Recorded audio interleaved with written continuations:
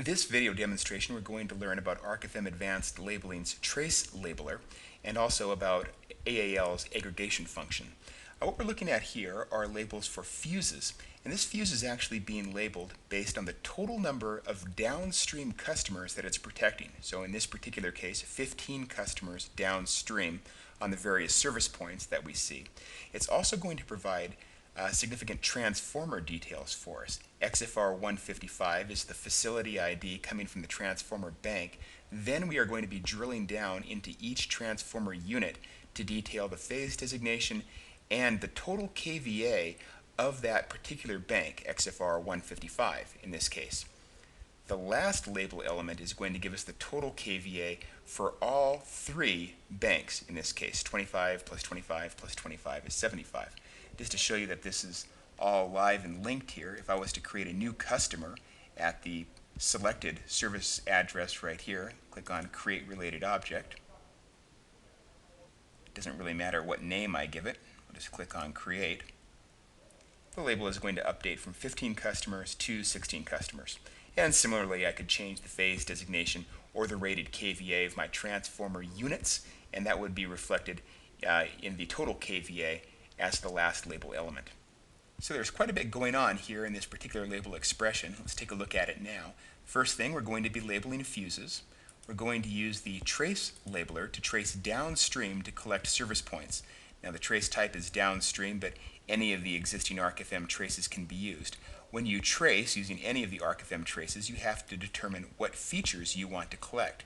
The first part of this label string is going to be the number of customers.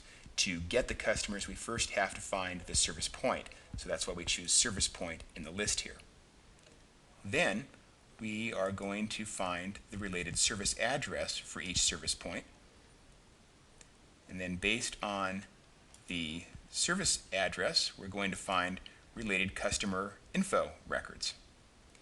Now at a given service point, we might have one or perhaps two or three different customers, but we want the entire customers all the way downstream.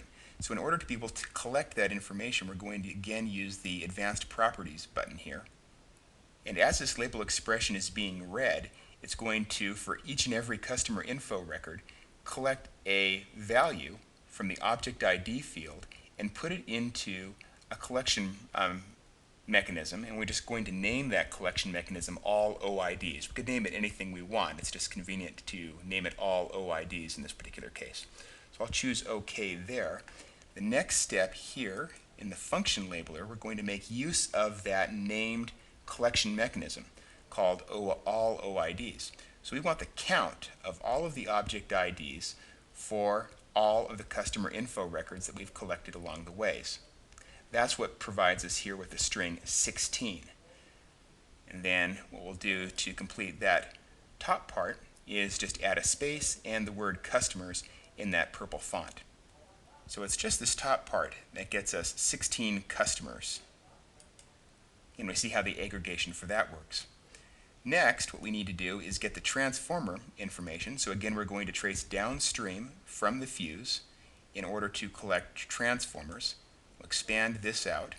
We've got a little bit of field text here in order to get to the related transformer bank. There's the related transformer bank. This is where we're going to get the facility ID. Then we're going to drill down into the related transformer unit records. The transformer units is what, of course, supplies the phase designation for us. Then we have a parenthesis. And we want then to be able to get the total kVA for all of the transformer units on that particular bank. So again, we'll use the Advanced Properties button for that. This time in a bit of a different way. We don't want all the transformer units for everything downstream. We just want the transformer units for the particular bank that we are processing. So what we'll say is that the label element returns a single value and that we want to sum the rated kVA. It's a different way of performing aggregation. So it's this particular element then that gives us the 25 that we see here in the label expression. And then of course we have a little bit more static text to provide the string kVA for us. Now the last part of the label expression, total kVA equals 75, that's going to be handled in exactly the same way as we worked with customers. So we'll use a relationship labeler here, choose Transformer Unit. Again, click on the SQL button. And in this case, because we want all of the rows, we're again going to use that collection mechanism, specifying a field that we want to collect along the way, rated KVA, and some variable. Think of that as a way of naming your collection mechanism. Then just a little bit of field text, total KVA equals. Again, we use the function labeler here.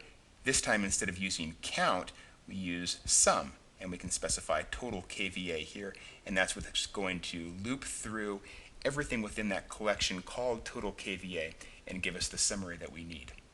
And so what we've seen in this video demonstration is that we can use ArcFM Advanced Labeling's trace labeler in conjunction with aggregation in order to produce a pretty complex label that you see here.